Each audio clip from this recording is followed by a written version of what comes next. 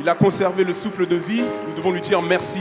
Avec toutes les annonces que nous avons reçues, nous devons célébrer l'Éternel. Nous disons béni soit l'Éternel. Béni soit l'Éternel. Il est écrit dans la parole que tout ce qui respire loue l'Éternel. Si vous avez encore le souffle de vie, dites merci à Dieu. Disons béni soit l'Éternel. Béni soit l'Éternel. Tout à l'heure, nous avons adoré, nous avons loué avec une louange qui était généreuse. Et c'est vraiment important parce que l'Éternel aime lorsque ses enfants ont une vie dominée par la louange et l'adoration. Donc restez comme ça, ne lâchez pas, gardez la foi, c'est vraiment très important. Vous pouvez regagner vos places. Donc je remercie le ministère de l'Action sociale qui a fait choix de moi, également les pasteurs, pour porter le message ce matin. Et nous avons un thème bien précis à partager qui est « Faisons le bien, soyons généreux ». Faisons le bien, soyons généreux. Dis à ton voisin, faisons le bien, soyons généreux. Des fois, on n'entend pas trop bien, dis-lui un peu plus fort. Faisons le bien, soyons généreux. C'est important. C'est un message qui est assez épineux, mais c'est important de le dire. Faisons le bien, soyons généreux. Alors, soyez rassurés, je ne suis pas collecteur d'impôts. Je ne suis pas banquier, je ne suis pas gestionnaire, fiscaliste. Je ne vais pas vous demander de l'argent. Ce n'est pas là le sujet. On va s'interroger sur ce qu'est la générosité, sur les sources de la générosité. Qu'est-ce qui fait que quelqu'un est généreux? Et aujourd'hui, ça tombe bien, c'est le ministère de l'Action sociale qui travaille. Et nous allons pouvoir manifester tout ça tout à l'heure par des actes. Donc, comme je l'ai dit, le thème de ce matin, c'est « Faisons le bien, soyons généreux ». J'aimerais qu'on s'interroge sur la générosité, sur ce qu'est la générosité et comment être généreux. Donc, nous avons un passage à lire que notre sœur Sorel a lu tout à l'heure, qui se trouve en 1 Timothée 6, du verset 17 à 19. 1 Timothée 6, du verset 17 à 19. Je lis pour vous. « Recommande aux riches du présent siècle de ne pas être orgueilleux et de ne pas mettre leur espérance dans des richesses incertaines, mais de la mettre en Dieu qui nous donne avec abondance toutes choses pour que nous en jouissions. Recommande-leur de faire du bien, d'être riches en bonnes œuvres, d'avoir de la libéralité, de la générosité, et de s'amasser ainsi pour l'avenir un trésor placé par un fondement solide afin de saisir la vie véritable. » Dans ce passage, en fait, c'est Paul qui s'adresse à Timothée sur la manière d'enseigner aux riches, à ceux qui sont confortables, qui sont des possédants, que ce soit en nourriture, que ce soit en biens matériels, que ce soit en argent, que ce soit en logement. Paul, il ne veut pas condamner les riches, il n'exige pas d'eux qu'ils se dépouillent totalement de ce qu'ils possèdent, mais il enseigne à Timothée comment ils doivent être de bons gestionnaires de leurs biens, qu'ils doivent être riches en bonnes œuvres, avec générosité et libéralité.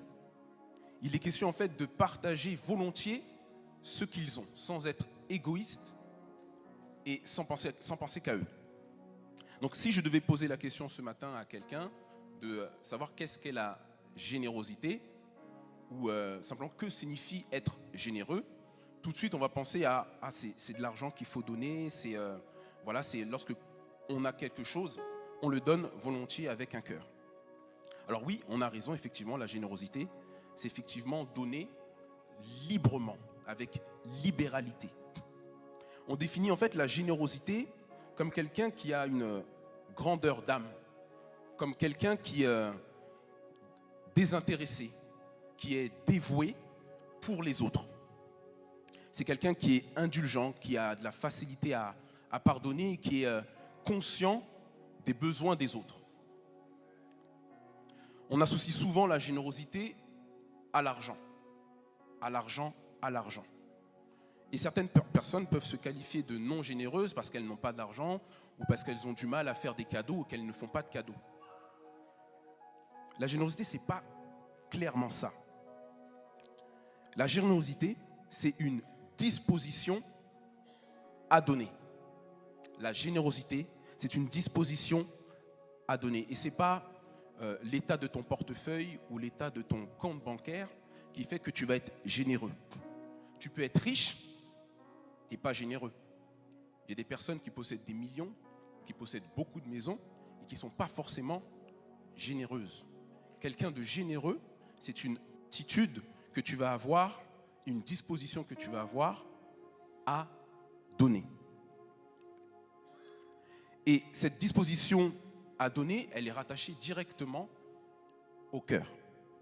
Lorsque ton cœur est rempli, tu as cette disponibilité facile à donner. Et si on regarde à l'exemple à Jésus, ce qu'il nous a donné, il nous l'a donné gratuitement. Il nous l'a donné sans qu'on ait à payer quelque chose. Quand je lis dans Jean 15, le verset 12, il est écrit « C'est ici mon commandement, aimez-vous les uns les autres comme je vous ai aimé. Il n'y a pas plus grand amour que de donner sa vie pour ses amis. » Je relis. « C'est ici mon commandement, aimez-vous les uns les autres comme je vous ai aimé. Il n'y a pas de plus grand amour que de donner sa vie pour ses amis. » Et qu'est-ce qu'il nous a donné Jésus? C'est son nom, c'est la vie éternelle, c'est le salut, c'est son sang à la croix qui a lavé nos péchés, c'est son pardon qu'il nous a donné. À aucun moment on parle d'argent, à aucun moment on parle de biens matériels. Ce qu'il nous l'a donné, c'est de tout son cœur. Il nous a donné sa parole. Je lis en Jean 17, le verset 8. « Car je leur ai donné les paroles que tu m'as données et ils les ont reçues. Et ils ont vraiment connu que je suis sorti de toi. Et ils ont cru que tu m'as envoyé. » Donc comme je disais, il nous a donné le pouvoir de marcher sur les scorpions. Il nous a donné le salut, il nous a donné la vie éternelle. Il nous a donné son sang. Alors, est-ce que ce n'est pas la plus grande marque de générosité? Est-ce que Jésus n'est pas le plus grand généreux de l'histoire? L'homme le plus généreux de l'histoire? Sans aucune contrepartie, il nous a donné tout cela. On ne peut pas dire Amen. On ne peut pas dire Amen. Le modèle parfait, c'est lui. Ce modèle d'amour, ce modèle de sagesse, ce modèle d'humilité, ce modèle de pardon, ce modèle de générosité. Est-ce que nous sommes conscients de la bonté de Dieu? Est-ce que nous sommes conscients vraiment de ce qu'il nous a donné? Nous qui avons été éloignés de la présence de Dieu par le péché en Adam, nous qui avons été soustraits à sa présence par le péché qui est entré dans le monde, il a élaboré ce plan pour que nous soyons à ses côtés en donnant son Fils Jésus. Par son sang, il nous a lavés et il nous permet de rentrer dans sa présence encore et encore aujourd'hui. Et c'est parce que nous lui appartenons, parce que nous sommes le troupeau de son pâturage. 1 Jean 3,16 dit « Nous avons connu l'amour en ce qu'il a donné sa vie pour nous. Nous aussi, nous devons donner notre vie pour les frères. Si quelqu'un possède les biens du monde et que, voyant son frère dans le besoin, il lui ferme ses entrailles, comment l'amour de Dieu demeure-t-il en lui ?» La version second 21 dit « Si quelqu'un qui possède les biens de ce monde voit son frère dans le besoin et lui ferme son cœur, comment l'amour de Dieu peut-il demeurer en lui ?» On a une version qui dit « Comment il peut lui fermer ses entrailles ?» mais on a une version qui dit « Comment il peut lui fermer son cœur ?» Comment il peut lui fermer son cœur? On doit comprendre en fait dans ce passage que ce que j'ai, je dois le mettre à la disposition des autres. Avec un cœur désintéressé, en étant dévoué. Je dois le faire avec libéralité. Ce que j'ai, je peux le donner. Ce que je possède, je peux le donner. Et croyez-moi, on possède beaucoup. On pense des fois, on se dit voilà, j'ai pas beaucoup, je ne possède pas. Mais on possède quand même des choses et on va les voir tout à l'heure. Il ne faut pas regarder à combien on a, à combien on possède. Il faut simplement se dire, voilà, Seigneur, ce que tu m'as donné, ce que j'ai reçu, qu'est-ce que tu veux que j'en fasse? Il faut savoir se poser ces questions-là. Qui veux-tu bénir, Seigneur, avec ce que je possède? Est-ce qu'il y a un besoin ici? Est-ce qu'il y a un besoin là? Est-ce qu'il y a un besoin avec le ministère de l'Action sociale? Est-ce qu'il y a besoin dans un autre ministère? Qu'est-ce que je fais? Seigneur, guide-moi. Il faut être capable de faire cette prière. Demander à Dieu, qu'est-ce que je peux faire pour ton peuple? Pour bénir ton peuple, pour mettre en contribution ma générosité. C'est ça la vraie générosité, c'est se poser des questions de mon frère, comment il est, qu'est-ce que je peux faire pour lui. Et j'aime beaucoup ce verset. Nous avons connu l'amour en ce qu'il a donné sa vie pour nous. Nous aussi, nous devons donner notre vie pour les frères. Si quelqu'un possède les biens du monde et que voyant son frère dans le besoin, il lui ferme son cœur, comment l'amour de Dieu demeure-t-il en lui? Et c'est cette disposition de cœur que Dieu va faire et qui va susciter en nous un désir de faire des offrandes, de faire des dons, d'aimer, d'aider, de soutenir les frères, d'être généreux, de donner, de soutenir. C'est ça la réelle générosité.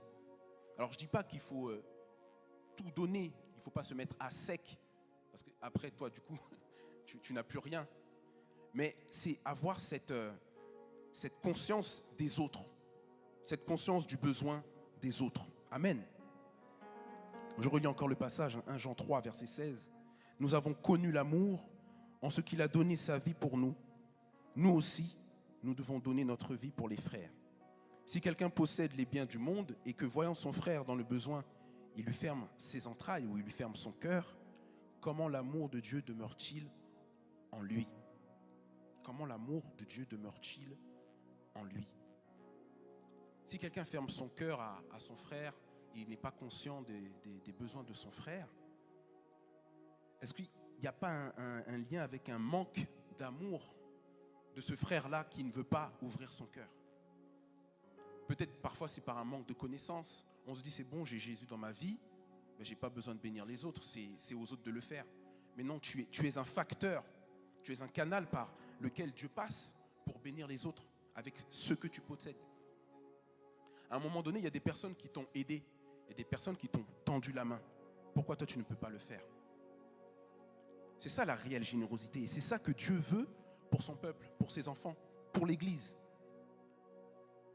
Lorsque tu donnes ta vie à Jésus, c'est dans ton cœur qu'il rentre en premier. Tu lui ouvres la porte de ton cœur, le cœur, le siège des pensées. Lorsque tu l'acceptes réellement de tout ton cœur, c'est la première place qui revient à Jésus, c'est dans ton cœur. Et les conséquences de Jésus dans ta vie, c'est l'amour qui découle. Lorsque Jésus rentre dans ton cœur, c'est un germe qu'il pose dans ton cœur. Et ce germe-là doit pousser à des effluves d'amour pour les frères, pour les sœurs. On doit sentir l'amour lorsqu'on te voit. Lorsqu'on te voit, on doit sentir cet amour. Pourquoi? Parce que Jésus qui s'est sacrifié pour toi, il est rentré dans ton cœur. Il a posé en toi cet amour qui doit prendre naissance et qui doit gonfler, qui doit gonfler pour les autres. C'est cette conscience-là que nous devons avoir. Parce qu'il s'est donné lui-même pour nous. Son amour inconditionnel pour nous tous. Que tu sois bon, que tu sois mauvais. C'est pour toi qu'il a donné, toi personnellement. Toi personnellement. Et nous ne devons pas seulement le manifester en parole, mais nous devons le manifester en acte. Et comment le manifester en acte? Je relis encore ce passage, 1 Jean 3, 16. Si quelqu'un possède les biens du monde et que voyant son frère dans le besoin, il lui ferme ses entrailles ou il lui ferme son cœur, comment l'amour de Dieu demeure-t-il en lui? Comment l'amour de Dieu demeure-t-il en lui? Donc c'est une question qui est posée, c'est un doute qui plane, c'est un doute qui s'installe. Cette question est claire. Comment l'amour de Dieu demeure-t-il en lui s'il ferme son cœur à son frère, à sa sœur, à son collègue, à ses parents, à sa famille, à ses amis, aux personnes qui sont dans son ministère, là où il travaille? Il est impossible pour le chrétien de ne pas manifester l'amour de Dieu pour les frères et sœurs. Ce n'est pas possible. Lorsque Jésus est rentré dans ton cœur, comme j'ai dit tout à l'heure, il dépose en toi cet amour, ce germe qui doit exploser en réalité. Qui doit exploser. Alors, comment être généreux? Tu peux être généreux avec ton temps. Tu peux être généreux avec ton temps. Et j'aimerais qu'on passe un petit temps sur la parabole du bon samaritain, qui l'illustre vraiment très bien, dans Luc 10, le verset 25 à 37. Luc 10, le verset 25 à 37. Il est écrit: un docteur de la loi se leva et dit à Jésus pour l'éprouver: Maître, que dois-je faire pour hériter la vie éternelle? Jésus lui dit: qu'est-il écrit dans la loi? Qui lis-tu? Il répondit: tu aimeras le Seigneur ton Dieu de tout ton cœur, de toute ton âme, de toute ta force, de toute ta pensée, et ton prochain comme toi-même. Tu as bien répondu, lui dit Jésus. Fais cela et tu vivras. Mais lui, le docteur de la loi, voulant se justifier, dit à Jésus: et qui est mon prochain? Jésus reprit la parole et dit: un homme descendait de Jérusalem à Jéricho. Il tomba au milieu des brigands qui le dépouillèrent, le chargèrent de coups et s'en allèrent, le laissant à demi-mort. Un sacrificateur qui par hasard descendait par le même chemin, ayant vu cet homme, passa outre. Un lévite qui arriva aussi dans ce lieu, l'ayant vu, passa outre. Mais un samaritain qui voyageait, étant venu là, fut ému de compassion lorsqu'il le vit. Il s'approcha et banda ses plaies en y versant de l'huile et du vin. Puis, il le mit sur sa propre monture, le conduisit à une hôtellerie et prit soin de lui. Le lendemain, il tira 2 deniers, les donna à l'hôte et dit: aie soin de lui, et ce que tu dépenseras de plus, je te le rendrai à mon retour. Verset 36. Lequel de ces 3 te semble avoir été le prochain de celui qui était tombé au milieu des brigands? C'est celui qui a exercé la miséricorde envers lui, répondit le docteur de la loi. Et Jésus lui dit: va, et toi, fais de même. On voit que le Samaritain s'est arrêté pour cet homme qui était par terre, qui a été roué de coups. Le sacrificateur a vu, le Lévite a vu, le Samaritain a vu, mais le Samaritain s'est arrêté. Le sacrificateur a vu, il est passé outre, il est passé à distance. Le Lévite a vu, il est passé outre, il est passé à distance. Mais le Samaritain s'est arrêté. Il a pris le temps de s'arrêter. Il a pris le temps de s'approcher de cette personne qui était à terre, qui était mourante. Il a pris le temps de soigner l'homme. Il a pris le temps de le prendre sur sa propre monture. Il a pris le temps de l'accompagner à cette auberge. Il a recommandé à ce qu'on s'occupe de lui lors de son absence. Et que s'il y avait un surplus, on devait lui réclamer le surplus pour qu'il le donne. Le Samaritain, il a arrêté son agenda. Il était en train de voyager. Vous imaginez, lorsque vous voyagez, si vous devez prendre le train, si vous devez prendre l'avion, si quelqu'un vous arrête, vous allez vous dire: oh, j'ai un train à prendre, je n'ai pas le temps de m'arrêter. Il est impossible d'arrêter quelqu'un aujourd'hui, même quand on voit les grèves. Le train, c'est 9h57 ou c'est 5h22. Ah, il ne faut pas que je rate ce train-là parce que le prochain, il est à 16h02. Vous voyez ? On ne peut pas vous arrêter. Lorsque vous êtes sur un chemin, il est difficile d'arrêter quelqu'un. Même lorsque vous êtes sur la route, s'il y a un embouteillage, vous êtes là, vous n'avez pas le choix de vous arrêter. Mais ça cumule ce qu'on appelle le retard. Et c'est vraiment très compliqué pour quelqu'un. Et pour revenir au Samaritain, qui était en train de voyager, qui avait un objectif, qui avait un chemin, il s'est arrêté voyant l'homme à terre, mourant. 2 personnes sont passées avant lui, qui l'ont vu, qui l'ont laissé pour mort. Les commentaires bibliques disent que ce chemin qui était emprunté, c'était un chemin qui était rocheux, où il y avait beaucoup de gravats, très rocailleux. C'était très tortueux, c'est-à-dire que voilà, il n'y avait pas de ligne régulière. C'était si vous voulez, c'est comme un sentier où il fallait faire des petits virages à chaque fois et on pouvait tomber sur des personnes nez à nez qui étaient bonnes ou mauvaises. Et c'était le cas de cet homme qui tombait sur des brigands, qui l'ont dépouillé, qui l'ont mis à mort, qui l'ont laissé pour compte.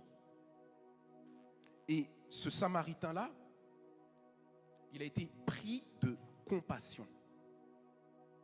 Remarquez bien, le sacrificateur et le lévite, ce sont des personnes qui sont consacrées au culte de l'Éternel. C'est des personnes qui connaissent très bien la loi. Lorsqu'il est écrit « Aimez-vous les uns les autres et aimez votre prochain comme vous-même. » pardon. C'est des personnes qui auraient dû s'arrêter en premier, mais ils ne l'ont pas fait. Ils ont vu et ils ont continué leur chemin. Le Lévite a vu et il a continué son chemin. Mais le Samaritain a été pris de compassion et il s'est arrêté. Et c'était compliqué à l'époque pour un Samaritain de voyager par cette route. Parce que les Samaritains, pour la petite histoire, ils étaient descendants de la tribu d'Éphraïm et de Manassé, eux-mêmes issus de la tribu de Joseph. Ils font partie de ceux qu'on appelait des hérétiques. Les hérétiques, ce sont ceux qui profèrent des hérésies, qui ont des contre-idées, qui étaient toujours en train ils avaient cet esprit de contradiction avec ce qui était écrit. Donc ils n'étaient pas vraiment appréciés, si vous voulez, du grand public.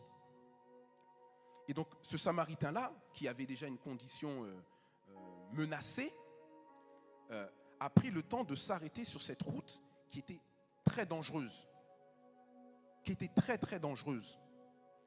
Donc il a fait face à une double menace, c'était de rencontrer d'autres brigands et aussi de faire face à l'hostilité des personnes qui étaient sur ce chemin-là, d'autres voyageurs. Il a préféré s'arrêter. Imaginez le temps que ça prend de s'arrêter, de voir quelqu'un, de s'en approcher, d'essayer de parler avec lui, de le soigner, de le porter, de le mettre sur sa monture et de l'accompagner dans un chemin qui n'est pas le tien. Ça prend beaucoup de temps. Il n'est pas mentionné dans la Bible combien de temps ça a pris, mais ça prend du temps. Et c'est vraiment dans cette parabole-là que Jésus a dit, ce temps-là, cette générosité en temps, elle est importante.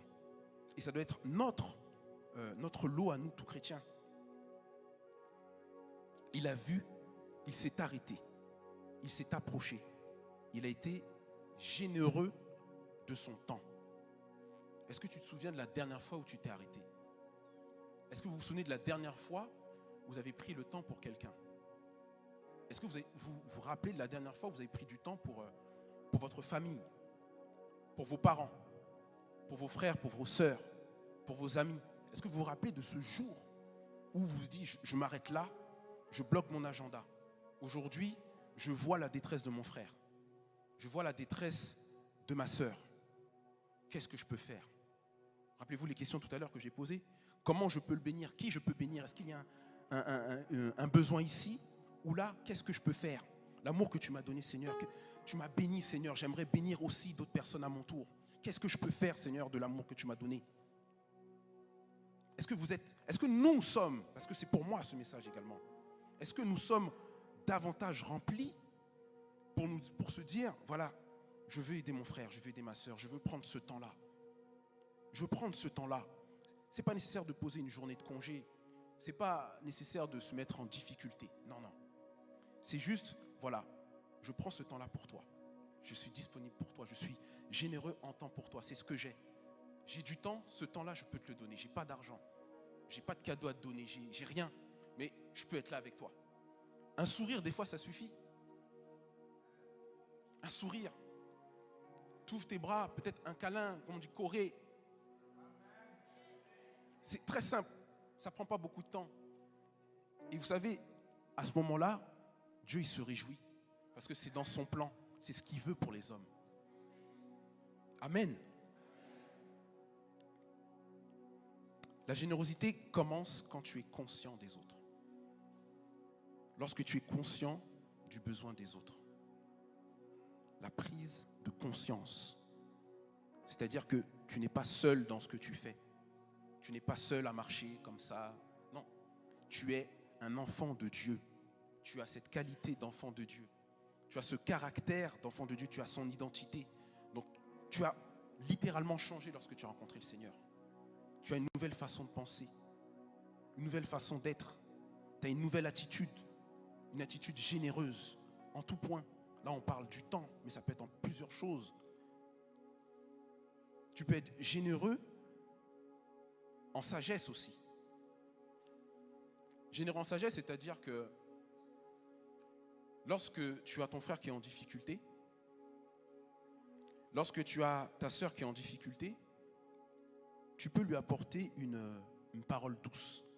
Tu peux lui apporter une exhortation. Tu peux lui apporter des conseils. Et là, effectivement, j'ai une histoire que je vais vous lire, qui est qui est touchante. En tout cas, moi, elle m'a beaucoup touché. Pour revenir à la générosité sur le temps. Je vous la lis très rapidement.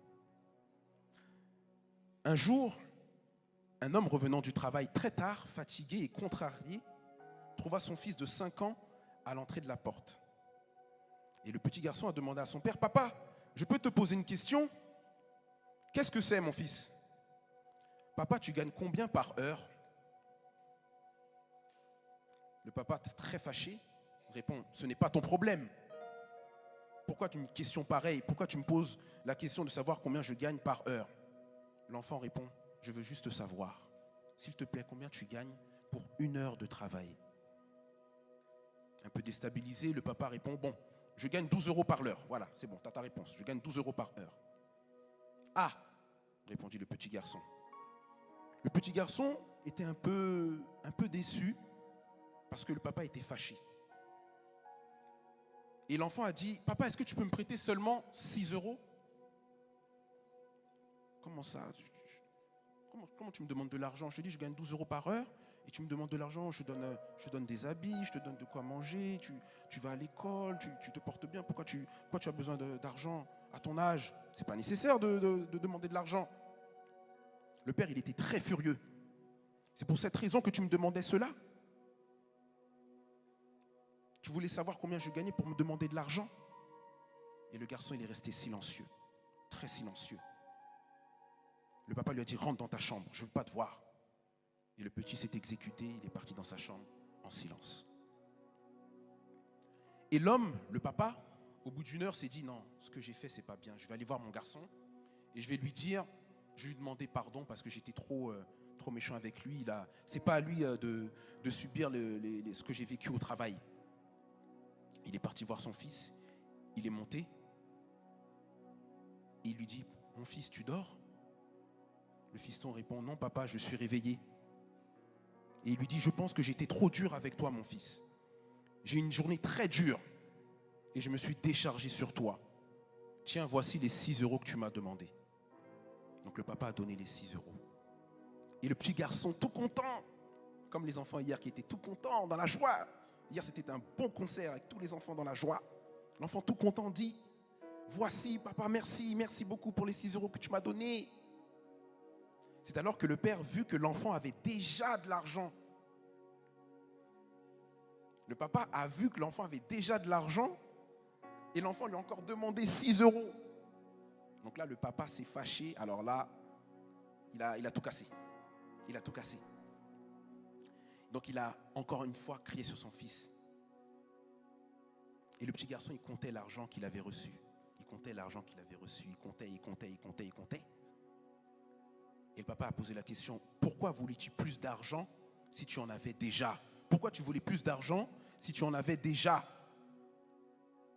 L'enfant a répondu avec innocence, c'est parce que j'en avais pas assez. Papa, maintenant j'ai 12 €. Puis-je acheter 1 heure de ton temps, s'il te plaît ? Arrive demain 1 heure avant à la maison pour que je puisse dîner avec toi. Je ne sais pas si vous comprenez la force de cette histoire. L'enfant, toute la journée, il n'a pas vu son père. Son père qui l'aime par-dessus tout. Sa mère qui l'aime par-dessus tout. Il a réussi à économiser 6 €. On ne sait pas en combien de temps il a économisé ces 6 €. Ça aurait pu être en 1 an, avec des fois des petits centimes qu'il trouve par-ci. Peut-être à l'école, il a fait du troc avec des amis. Il a dû échanger des billes avec des cartes pour avoir 10 centimes. Et lorsqu'il a trouvé ces 6 € là, il a dit, papa, combien tu gagnes ? Lorsqu'il a compris que son père gagnait 12 €, il a dit, il me manque que 12 €. Lorsque son père lui a donné ces 6 €, il était content. parce qu'il savait qu'il allait avoir plus de temps avec son père. Et lorsque son père a entendu ça, il a dit, mon fils, excuse-moi, pardonne-moi, je serai là plus tôt demain et on passera plus de temps ensemble. Vous voyez la générosité du temps? Vous voyez la générosité du temps lorsqu'on donne son temps pour quelqu'un? Tout à l'heure, on parlait du lévite et du sacrificateur qui était passé outre, qui était passé à distance. Ce sont des personnes en fait qui ont choisi leur prochain. On ne doit pas choisir notre prochain. On ne doit pas choisir qui Dieu veut qu'on bénisse. On doit comprendre qu'on est nous-mêmes le prochain de quelqu'un. Je ne sais pas si vous voyez la nuance. Il est écrit, tu aimeras ton prochain comme toi-même. Mon prochain, voilà, ce sont les frères qui sont devant moi, c'est ma femme, ce sont mes enfants, ce sont mes amis, ce sont mes pasteurs, voici mes prochains. Mais je suis moi-même le prochain de quelqu'un. Le lévite et le sacrificateur ont choisi qui ils voulaient bénir. Ils sont passés outre à côté de quelqu'un qui était en danger, qui était dans le mal. Mais si on se met du point de vue du mourant, leur prochain c'était le sacrificateur et le lévite qui sont passés outre. Et ces deux prochains-là qui sont passés, qui sont le lévite et le sacrificateur, c'était quelle déception. Tu es par terre au sol mourant et on passe à côté de toi. Tu es un consacré au service de l'Éternel, tu es un sacrificateur, un lévite. Et tu n'es même pas pris de compassion pour ton frère.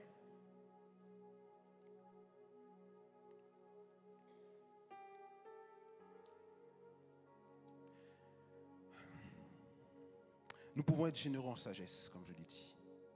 Et l'exemple de la femme vertueuse le dit très bien en Proverbe 31, le verset 20 et le verset 26. Proverbe 31, le verset 20 et le verset 26. Elle tend la main au malheureux. Elle tend la main à l'indigent. La version second 21 dit, elle ouvre ses bras aux malheureux. Elle tend la main aux pauvres. Le pauvre, c'est quelqu'un qui est en manque de quelque chose, qui a besoin de quelque chose. Tu peux être riche financièrement, mais tu manques d'amour. Donc on va dire que tu es pauvre en amour. Vous voyez, c'est cette notion-là de pauvre. Elle ouvre ses bras aux malheureux. Et le verset 26, elle ouvre sa bouche avec sagesse. Et des instructions aimables sont sur sa langue. C'est-à-dire que lorsque tu vois des personnes en difficulté dans ton entourage, qui vivent des situations difficiles, on a entre nos mains ce pouvoir de les aider, de les accompagner, de leur donner une instruction, de leur donner un conseil, de leur donner ces exhortations. Ce n'est pas d'argent qu'on a donné, ce n'est pas du temps qu'on a donné, mais on a cette parole qu'on peut donner. Et c'est très important d'avoir ces personnes autour de nous qui peuvent nous conseiller, qui peuvent nous exhorter. Alors il faut aussi recevoir ces conseils. Il faut aussi savoir entendre ces conseils. Des fois, on préfère fermer les oreilles et ne pas entendre. Mais c'est vraiment très important d'avoir des personnes qui sont généreuses en sagesse, qui sont là pour toi lorsque tu es dans un moment difficile, qui peuvent t'apporter cette parole de réconfort, qui te permettent de te relever. Et des fois, on se refuse de les aider, on se refuse de le faire, parce qu'on n'a pas envie que cette personne elle réussisse.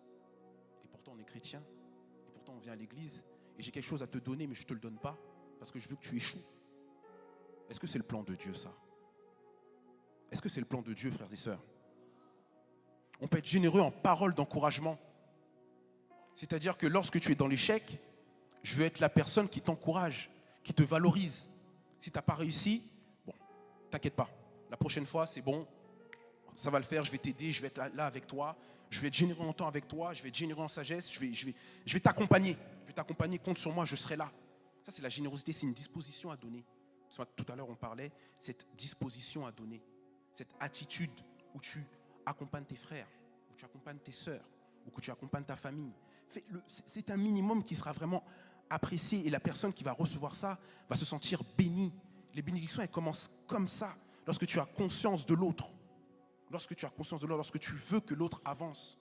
Et tu sais que ce n'est pas pour toi que tu le fais. C'est parce que ce que tu as reçu, tu le retransmets. Tu ne le possèdes pas que pour toi, sinon ça n'a aucune utilité. Lorsque je donne pour ceux qui savent, je donne des cours de musique, des cours de guitare.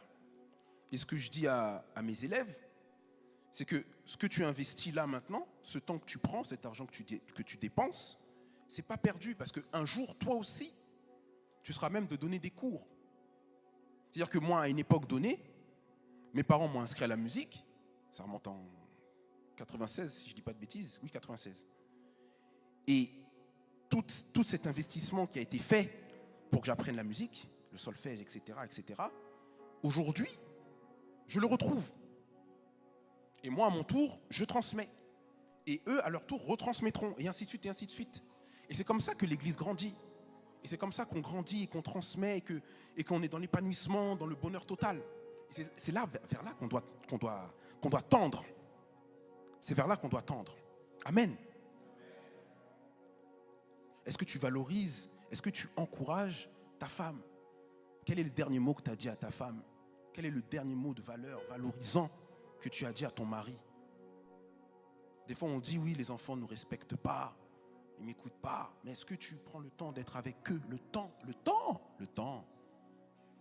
Est-ce que tu prends le temps d'être avec tes enfants? Inès, un jour, ils ont 2 ans.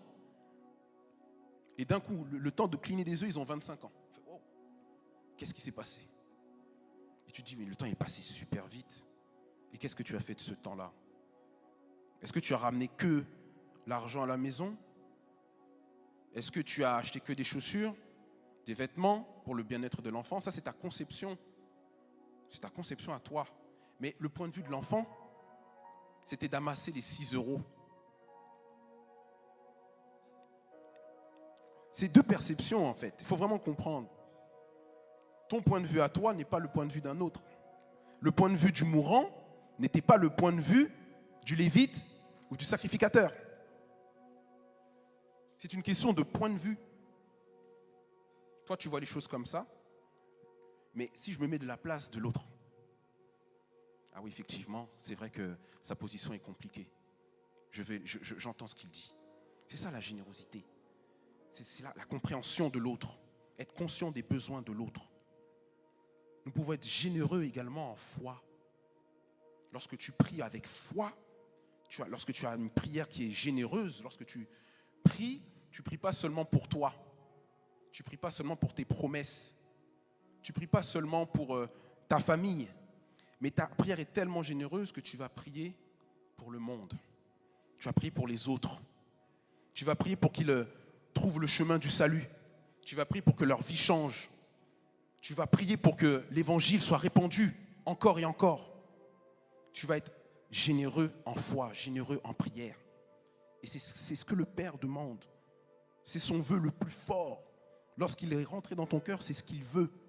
Et nous sommes ces facteurs-là. Nous sommes ces canaux-là pour le monde. Amen.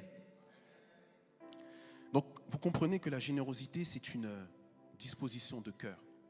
Ce n'est pas seulement l'argent, comme on le disait tout à l'heure, mais c'est une disposition de cœur. C'est une attitude. C'est une attitude. Si tu n'as pas d'argent, tu as du temps.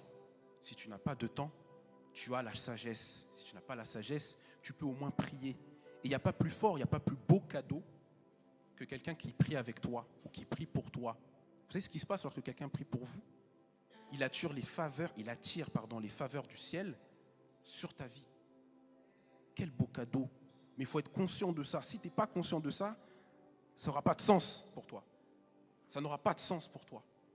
Donc il est important d'avoir cette conscience de l'autre, d'être généreux en temps, en foi, en amour, généreux en amour.